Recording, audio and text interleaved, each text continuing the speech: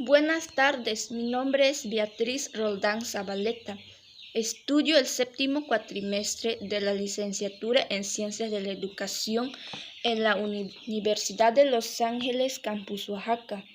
A continuación voy a decir y explicar de lo que aprendí y entendí de la primera sesión de la materia de habilidades docentes, que es impartida por la maestra Yubitsi Esmeralda Urbina Reyes.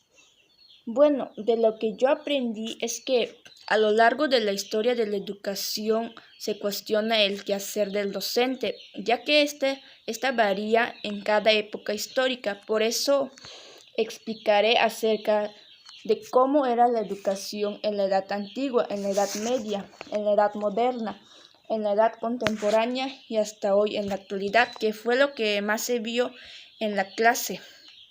Bueno, en la edad antigua, de lo que recuerdo de la clase es que ahí había maestros conocidos como maestros sofistas durante el siglo V, que fueron como Homero, Sócrates, Platón, Aristóteles, entre otros más.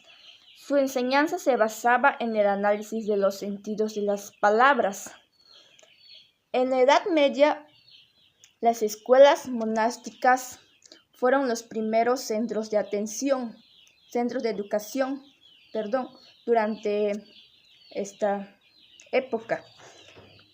Bueno, estas instituciones eran dirigidos por monjes y monjas que ofrecían educación tanto a niños como a adultos, aunque pues el acceso a la educación estaba limitado principalmente a aquellos que tenían vocación religiosa, y allí aprendían la liturgia, oraciones y todo acerca de la Biblia.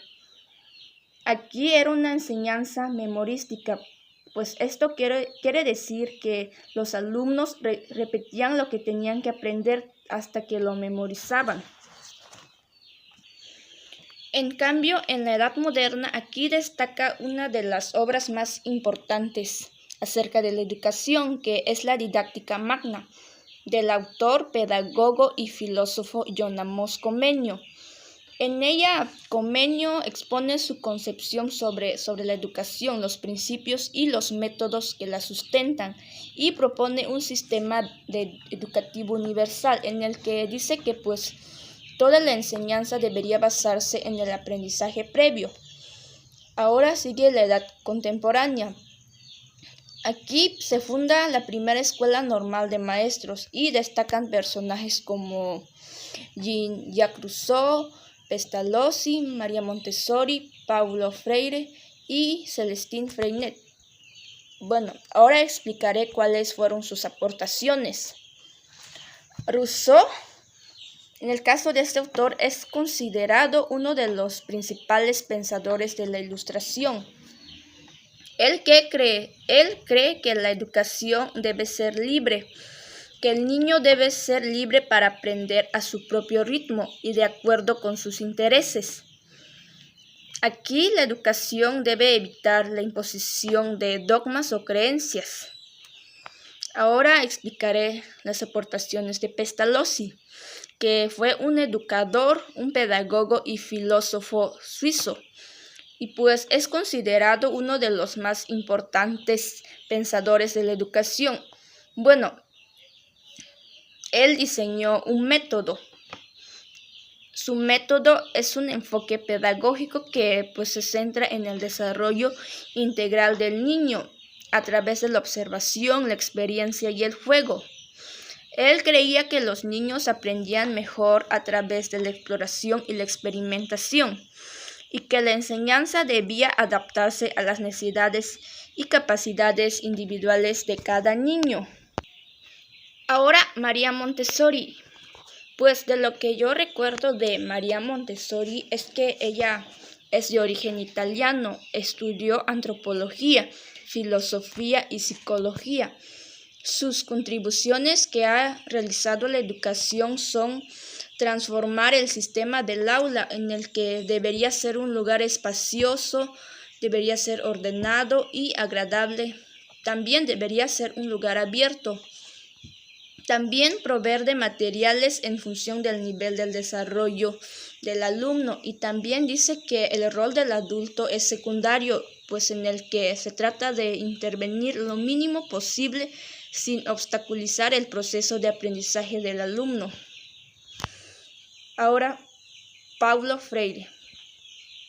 Paulo Freire es un educador renombrado brasileño.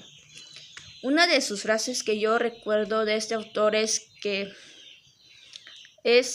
la educación no cambia el mundo, cambia a las personas que van a cambiar el mundo. Sí. Y una de sus obras más reconocidas que recuerdo es La pedagogía del oprimido. La pedagogía del oprimido propone una educación liberadora que permita a los estudiantes desarrollar una conciencia crítica de la realidad social y política en la que viven. También una de las críticas más importantes que hizo este autor es la educación bancaria, que es una manera de entender la educación en la que el educador otorga y los estudiantes reciben conocimiento. En cambio, él propone una forma de enseñanza que se centra en la concientización. Pues este autor más que nada quiere que los alumnos reflexionen su propia realidad y trabajen juntos para transformarla. Por último, uno de los autores que se vio en la clase de la edad contemporánea es el filósofo Celestin Freinet, que fue un filósofo educacional, profesor de aula. Es más reconocido por sus técnicas de Freinet, que en él se basa en la idea de que el aprendizaje es más efectivo cuando los estudiantes están involucrados en proyectos prácticos y experiencias significativos. Bueno, eso nada más fueron los autores que se vio en la sesión 1. También se vio acerca del docente en la actualidad, que lo que recuerdo es que el docente en la actualidad debe ser un guía, un mediador, una persona que va a acompañar a los estudiantes para la construcción de conocimiento. Ya no es solamente la transmisión de conocimientos, no, también es necesario que los alumnos construyan sus conocimientos, tanto de manera individual como de forma colaborativa. Igual el docente en la actualidad es un facilitador del aprendizaje que les ofrece las herramientas necesarias a los alumnos para comprender el mundo y aprendan a vivir en la sociedad. También deben ser competentes en el uso de tecnologías educativas, pues deben de utilizar herramientas digitales, plataformas como Classroom, Edmodo, entre otras más aplicaciones educativas. Asimismo, el docente debe estar continuamente formándose y actualizándose profesionalmente y trabajar en conjunto con otros educadores, familias y comunidades. Bueno, estos temas que vi en la clase de la sesión 1 me parecieron muy interesantes y pude aprender mucho, incluso recordar los nombres de los pedagogos, filósofos y educadores que vi en otras materias, junto con sus aportaciones, y pues todos ellos sus aportaciones fueron valiosas y hasta el día de hoy en la actualidad lo siguen siendo para la educación. Yo todavía no soy docente, pero cuando lo sea me gustaría poner en práctica todo esto y cumplir con todos estos requisitos que debería ser un docente en la actualidad. Y pues eso fue todo y muchas gracias por su atención.